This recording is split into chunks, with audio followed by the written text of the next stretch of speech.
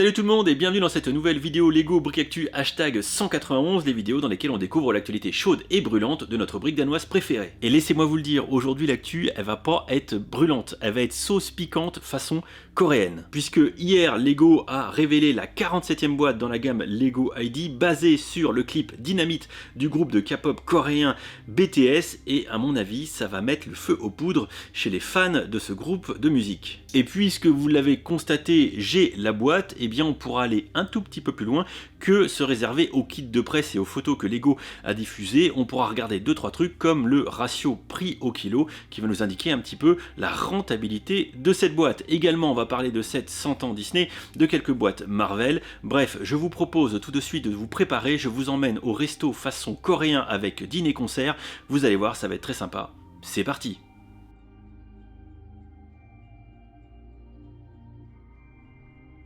Donc on commence par l'article consacré à BTS et oui, vous ne rêvez pas, enfin c'est plutôt non, vous ne rêvez pas, je me suis remis à mettre à jour le blog.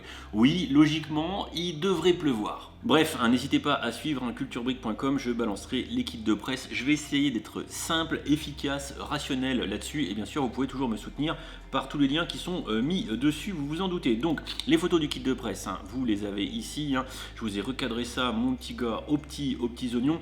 Donc, le kit autour de BTS qui sera vendu à 99,99€ pour pas dire 100 balles pour 750 pièces. Et là, je vous arrête tout de suite. Je vous arrête tout de suite parce que je vous mets une petite photo là, puisque j'ai pesé la boîte pour la voir à côté de moi. Il y en a plein qui disaient « Je crie au scandale, 750 pièces 100€, c'est hors de prix ». Eh bien non, puisque j'arrête pas de vous le marteler, mais à vrai dire, soit vous m'écoutez pas ou soit vous m'écoutez pas, mais le nombre de pièces pour un prix donné chez Lego, ça ne veut rien dire.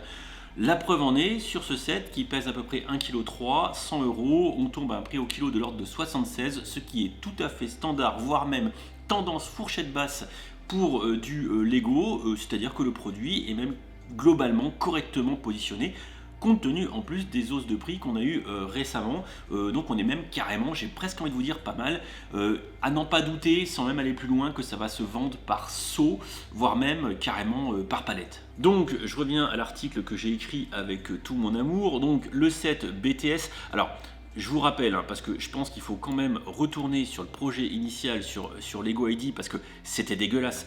À l'époque, ça avait jasé, figurines sans tête, design carrément minimaliste. Le mec a juste balancé l'idée. Ceci dit, c'est le principe de Lego ID de balancer une idée. Mais bref, c'était carrément minimaliste. Tout ça pour que Lego finisse par l'adapter. C'est issu d'un clip quand même qui a comptabilisé sur YouTube 1,6 milliard de vues. Oui, Simone. Autant dire que Lego a sur les arrières et risque d'en vendre encore une fois comme je disais tout à l'heure des palettes. Bref, vous avez beaucoup de photos ici autour du kit de presse qui nous était proposé par Lego. Voilà, ça sera à vous d'en juger. On notera ici qu'on a une petite scénette détachable qui va être entre guillemets animée avec un petit mécanisme à l'intérieur pour les faire danser ensemble. Voilà, si vous avez envie. Bref, de quoi faire trôner votre fanitude pour la K-pop sur vos étagères. Donc la boîte, vous l'avez ici en face de vous. Pas de surprise par rapport à ce qu'on a pu voir au niveau des kits de presse. Là, on est conforme. Ça reste plutôt bien mis en scène, assez sexy. De quoi faire craquer la ménagère fan de K-pop. Derrière, on retrouve du coup les petits encarts habituels sur ces sets Lego, voire même que ici, on en a plus que d'habitude. La petite scénette qui, vous pouvez le constater ici, pour être visiblement motorisée. Vous avez la petite flèche, vous la voyez sur le côté qui permettra de faire bouger tout le bazar. Et ensuite, on va pas se mentir, ils ont repris différentes scénettes du clip pour du coup les réinterpréter à la sauce brique danoise. Et à nouveau, pour avoir pesé le bousin, franchement, on s'en tire pas mal. 100€, 1,3 kg, on est vraiment dans la mouvance de ce qu'avait fait Lego pour le set Central Perk basé sur la série Friends.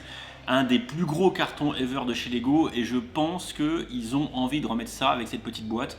À n'en pas douter que ça va se vendre, seul l'avenir nous le dira, mais je pense que contrairement à ce que certaines personnes pensent, le set oui, est bien positionné. Bon après, on va pas se mentir, ça plaira pas à tout le monde, c'est un set basé sur un groupe de K-pop. Si vous aimez pas la K-pop, comme moi, vous passez votre chemin. Mais pour la pléthore, la horde de fans du groupe, je pense que ça va être caviar et surtout, je pense que ça va être pour Lego l'occasion à ne pas rater de convertir potentiellement des gens qui sont pas issus de la communauté AFOL ou Lego en règle générale pour aller chercher ailleurs.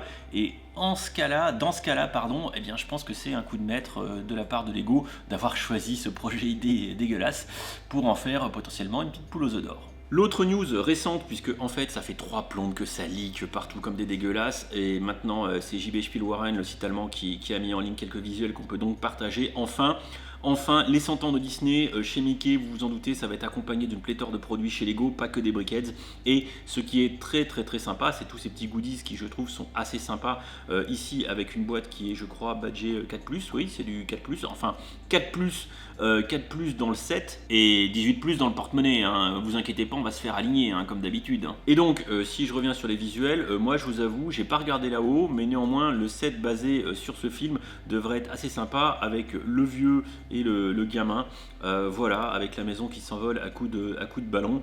Je pense que pour tous les fans, eh bien, on voit ici de la figurine dédiée, bien évidemment, comme d'habitude, hein, puisque Mickey est un des gros sponsors de Billund. Je pense qu'ils vont pas mégoter vis-à-vis de la sortie de ces sets qui vont être donc commercialisés 40 balles pour 200 pièces, là effectivement faudrait peser, mais je pense que le train ça va piquer de ouf, et le set là-haut qui lui sera vendu à 55 €. Ensuite, autre petite news que j'ai balancé cette fois-ci sur le blog, j'essaye de me remettre à jour, et bien c'est 3 sets à sortir pour avril 2023 autour des Gardiens de la Galaxie 3, évidemment, 3 boîtes qui sont plutôt petites, contrairement à ce que Lego fait, mais il est vrai que maintenant sur les sorties du film du MCU, ils ont tendance à rationaliser un petit peu. On va avoir de la très petite boîte, avec la petite boîte sexy du QG des Gardiens, qui est une boîte à 10 balles, que je trouve plutôt mignonne, enfin en même temps, pour 10 balles, hein, on n'a pas grand chose chez Lego, hein, on s'en rappelle.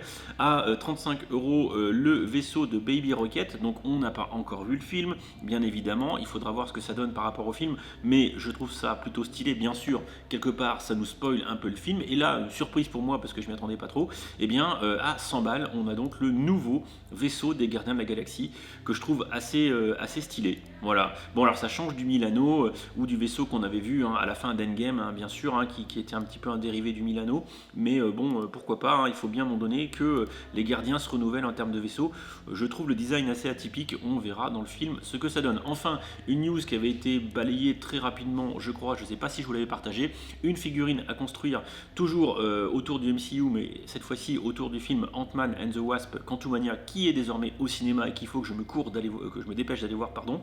Voilà, donc une espèce de buildable figure avec un Ant-Man qui, au demeurant, est pas trop mal fait. Ça sortira que le 1er mai, donc bien plus tard que le film, assez étonnamment, pour 34 balles. Une figurine qui est plutôt bien faite sous tous les angles, ce qui est assez peu courant, compte tenu qu'en général, ces figurines à construire de personnages sont souvent plutôt ratées, hein, on va pas se mentir, hein. Voilà, avec une micro figurine, une nano figurine de The Wasp, de la guêpe, qui a l'air assez cool, et ça va faire un beau combo. Bref, voilà qui me permet de conclure cette vidéo d'actualité qui, vous vous en doutez, avait comme point d'orgue, eh bien, le set Lego ID #47 BTS. Et pour ma part, j'en ferai pas de review, parce que tous mes confrères blogueurs, d'une part, vont s'en charger, et d'autre part, sur ce type de produit qui finalement risque d'adresser une fanbase qui n'est pas celle des consommateurs habituels de Lego, eh bien les gens vont acheter comme ça. Juste en regardant la boîte. Ils vont pas aller regarder des vidéos de review comme je pourrais faire, ou eh bien des blogs. Non, ils vont juste cliquer et en mettre 10 dans leur panier. Et oui, honnêtement parlant, je pense que les photos lifestyle seront plus que suffisantes, ainsi que la petite inscription BTS sur la boîte juste ici sera bien plus que suffisante pour convaincre les fans les plus hardcore du groupe de K-pop de passer à la caisse. En bref, merci à tous d'avoir regardé cette petite vidéo d'actu délocalisée. N'hésitez pas à laisser des commentaires sous la vidéo et bien sûr à vous remettre dans une dynamique et pas dynamite, d'aller faire un tour sur le blog que je vais désormais tenir à jour avec vraiment les infos les plus synthétiques, les plus à jour de ce qui se passe autour de notre brique danoise préférée, en complément bien évidemment de la chaîne YouTube et du reste de mes réseaux. Je vous fais des bisous et ne cherchez pas TikTok, hein, ça a disparu, hein, ça fait pfut comme la gamme vidéo, on n'en parle plus. Allez, je vous fais des bisous, à très vite, ciao ciao.